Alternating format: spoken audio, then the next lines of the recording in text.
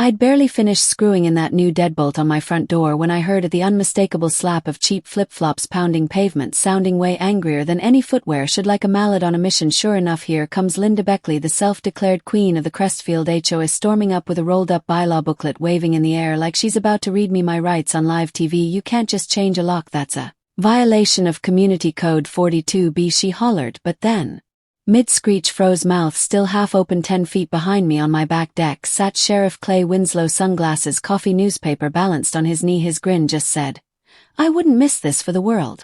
Linda blinked, mouth working like she couldn't remember if she was mad or about to flirt, but it was too late. Clay gave me a slow nod and said, "Nice lock, Ben, looks pretty secure." Funny thing is, that morning wasn't supposed to go sideways. I'd finally gotten around to changing my old lock after it jammed up during that crazy cold snap last month, but with Linda getting herself re-elected HOA president by one sketchy vote, I'd bet my last dollar she found a way to vote for herself twice. She'd turned into the neighborhood's personal property inspector, her favorite phrase, assets under community stewardship, which, in Linda speak, just meant stuff I get to boss around because I'm bored and need the drama. She'd already let herself into my backyard twice, calling them surprise inspections. Once I found a pamphlet jammed into my kitchen window screen. No way she did that without a key, and that's when I figured out she still had one of those old HOA's duplicates, claimed it was for emergencies. But let's be honest, that's just trespassing, pure and simple. So I bought a heavy-duty deadbolt, anti-pick pins, the whole deal, and had it installed in under 20 minutes. But of course those 20 minutes happened to overlap with Linda's weekly community patrol, which as far as I could tell just meant glaring at flower beds and snapping photos of garbage cans left out more than 5 seconds past pickup. She came in hot, demanding I submit a lock change modification form. I told her I'd be happy to engrave it in bronze if she wanted. She didn't laugh. She was gearing up for round 2, but Sheriff Winslow just leaned forward all casual and asked Linda, "Are you really saying he needs permission from the HOA to change the lock on his own house, the one he pays for, that you don't even have the title to?" She tried smoothing her blouse like she was about to step on stage for a press conference. "Well, technically modifications to exterior access features require board review under Section 42B.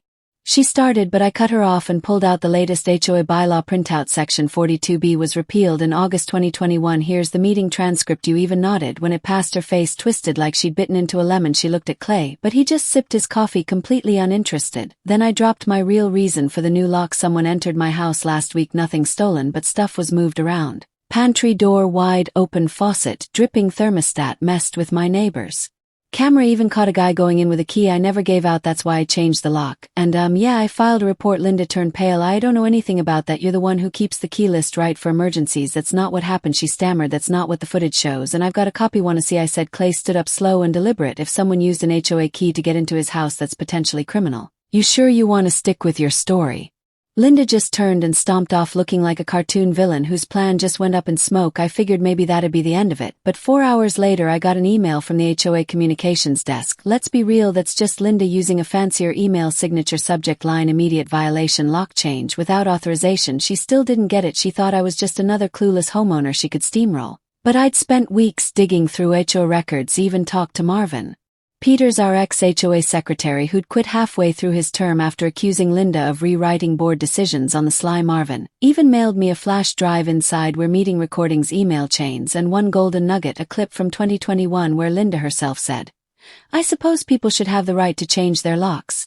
I decided not to go nuclear yet. I wanted to see just how far she'd take it. Next day, she tapes a paper notice, illegally by the way, to my window about an emergency board session to discuss acts of non-compliance. The kicker: closed session, no residents allowed. I showed up anyway, didn't even try to go inside, just leaned on the bike rack out front watching through the glass as Linda paced like a general waiting for orders. She sent out poor Alton, the guy who basically lives for folding chairs and coffee cake. "Ben, this meeting's closed." "Not interrupting," I said, "just making sure transparency doesn't get chucked out the window too. Oh, and let Linda know I've got the repeal footage. Don't let her walk in blind." That night Clay texted me. Apparently Linda forgot to close a window.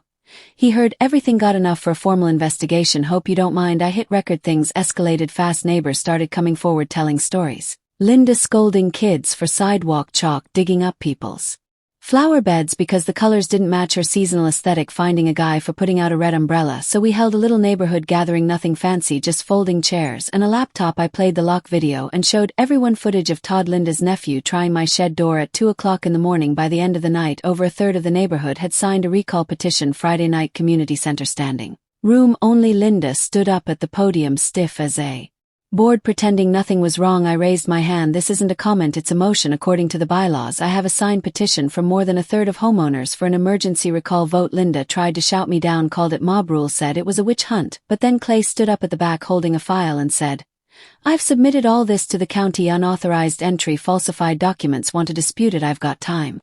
The room went silent. The vote was called. 67% voted to remove her on the spot. She left with Todd trailing behind, not a word, just the sound of her heels ticking off her defeat. You'd think that'd be it, right? But number 3 days later, I get a letter, legal notice. She's suing me for harassment and emotional distress, claimed I'd caused her severe psychological trauma. I laughed, then got curious. What was she hiding? That's when we found the hard drive. HOA budget archives payments to a landscaping company, Beckley Greenscaping, owned by her sister. Over $30,000 in the last 2 years. Another piled to a compliance audit firm run by Todd. Clay sent everything to the Financial Crimes Division. Meanwhile, Linda's lawsuit got tossed before it even hit a hearing. Her lawyer withdrew 2 days later. The neighborhood felt lighter, like the clouds finally parted. HOA dues went down. The clubhouse turned into a lending library. We even renamed the HOA newsletter from the Compliance Chronicle to the Crestfield Ledger. Then one morning I spotted Linda by her car, just staring at the for sale sign in front of her old house. She didn't say a word, just shot one last look at my porch, got in, and drove away. That was at the end of the Linda Beckley era. Next morning I found an envelope in my mailbox. No name, just a photo from last summer's barbecue. Linda laughing with neighbors. She'd eventually tried to bulldoze. On the back someone had written,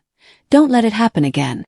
I pinned it next to the very first violation she ever wrote me, a reminder of how fast things can turn when nobody stands up. Sometimes all it takes is one lock to change everything. Now I got to ask, what do you think, are HOAs really about community or just control? And what would you have done if someone used a key to walk into your home uninvited? Drop a comment. I want to know just how far you go to take your neighborhood